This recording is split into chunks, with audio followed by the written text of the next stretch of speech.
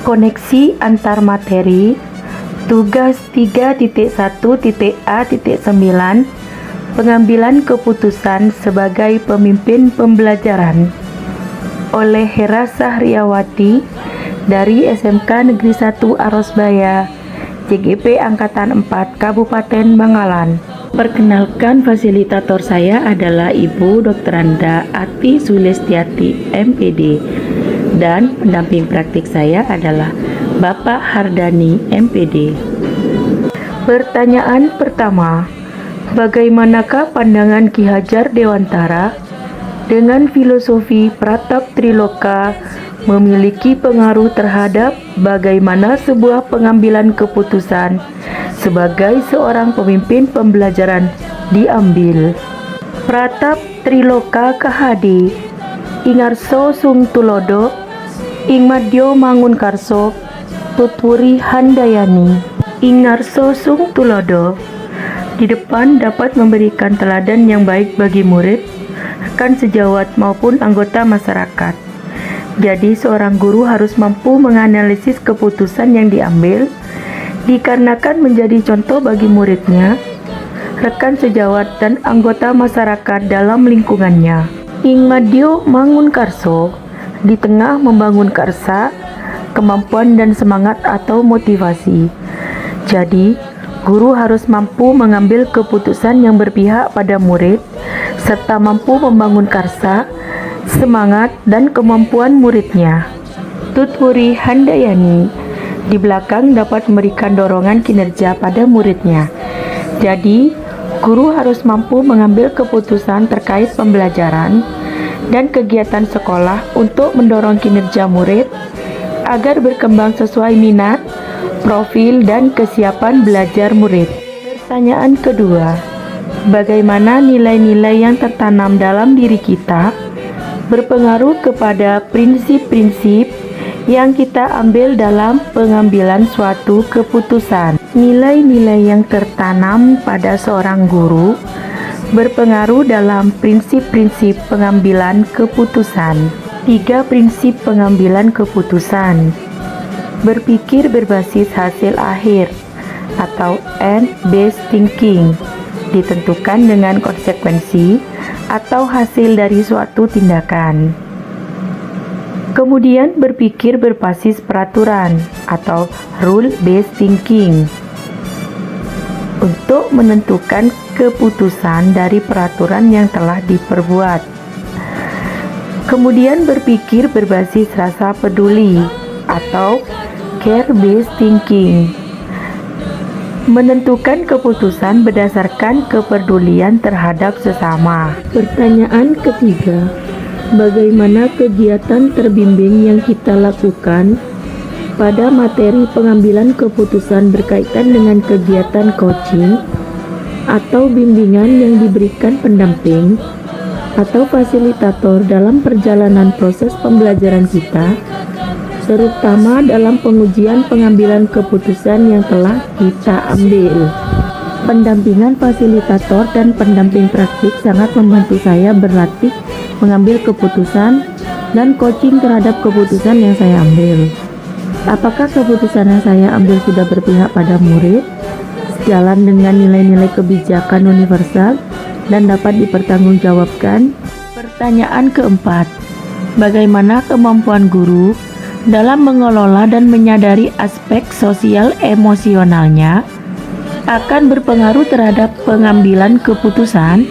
Guru sebagai pemimpin pembelajaran di kelas harus bisa memahami kondisi sosial dan emosional dari muridnya.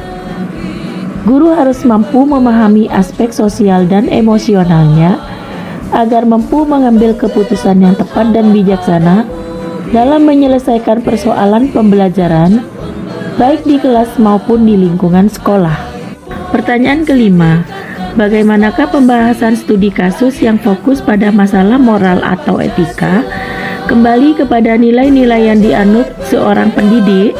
Jika nilai-nilai yang diimplementasikan adalah nilai-nilai positif yang berpihak pada murid sesuai dengan kebajikan universal dan dapat dipertanggungjawabkan, maka keputusan yang diambil akan tepat, benar, dan demi kebaikan orang banyak.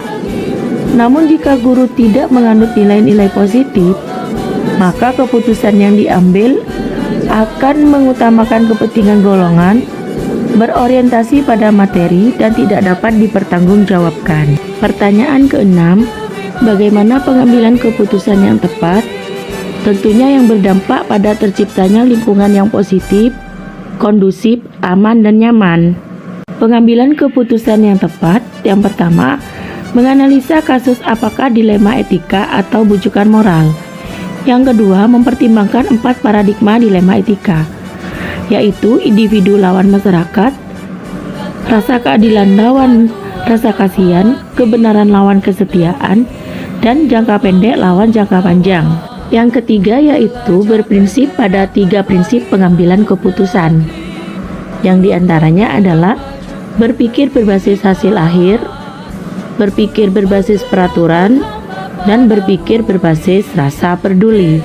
9 langkah yang dapat dipakai untuk mengambil keputusan pada kasus-kasus yang telah dibahas.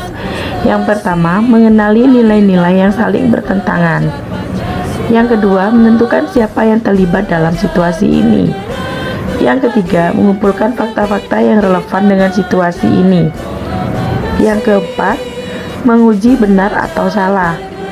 Yang kelima, menguji paradigma benar lawan benar. Yang keenam, melakukan prinsip resolusi. Yang ketujuh, investigasi opsi trilema. Yang kedelapan, buat keputusan.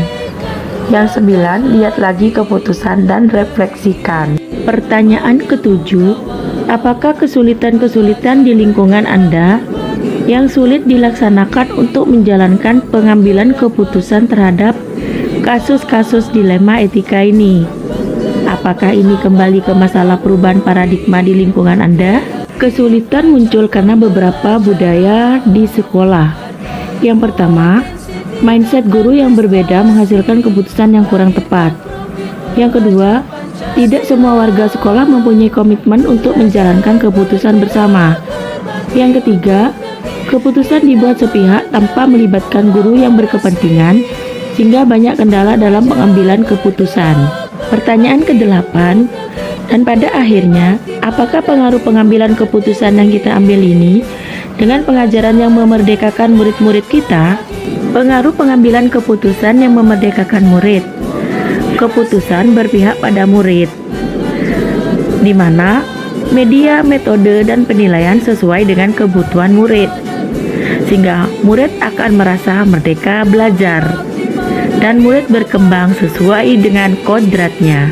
Pertanyaan ke-9, bagaimana seorang pemimpin pembelajaran dalam mengambil keputusan dapat mempengaruhi kehidupan atau masa depan murid-muridnya? Ketika kita mengambil keputusan, sudah memperhatikan beberapa hal penting terkait 4 paradigma, 3 prinsip, dan 9 langkah pengambilan dan pengujian keputusan, maka keputusan yang kita ambil akan berdampak baik pada murid. Karena pada dasarnya tujuan pembelajaran adalah dapat memberikan keselamatan dan kebahagiaan pada murid. Jika keputusan yang kita ambil sebagai pemimpin pembelajaran telah sesuai dengan konsep pengambilan pengujian keputusan, maka kita telah mampu memerdekakan murid dalam belajar. Pertanyaan ke-10, apakah kesimpulan akhir yang dapat Anda tarik dari pembelajaran modul materi ini dan berkaitannya dengan modul-modul sebelumnya? Kesimpulannya, dalam proses pengambilan keputusan yang bertanggung jawab, diperlukan kompetensi kesadaran diri, pengelolaan diri, kesadaran diri, dan keterampilan berhubungan sosial, sehingga proses pengambilan keputusan dapat dilakukan untuk membantu guru mengambil sebuah keputusan terkait permasalahan dilema etika maupun bujukan moral. Dengan sebuah keputusan yang bijak melalui pemetaan 4 paradigma dilema etika dan pengambilan keputusan dengan 3 prinsip, serta menerapkan 9 langkah pengambilan keputusan sebagai pemimpin pembelajaran, sehingga keputusan-keputusan yang diambil berbasis etika sesuai dengan visi misi sekolah, berpihak pada murid, berbudaya positif, sehingga prinsip-prinsip dasar yang menjadi patokan akan lebih akurat. Pada akhirnya akan membentuk generasi dengan profil pelajar Pancasila yang merdeka belajar.